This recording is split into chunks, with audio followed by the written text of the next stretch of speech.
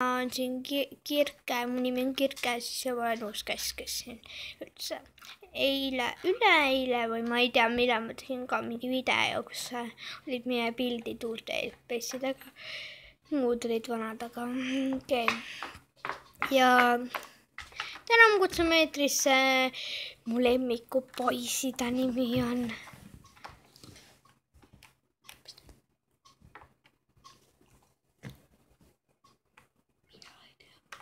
Mina ei tea, mis ta nimi on, paberile kirjas, aga okei.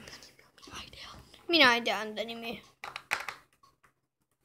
Kas te näete mind, rahvas? Tule, tõmba koomale. Hei, ma lihtsalt vaatan, see on kõrval. Tere, te olete saatesse tulnud.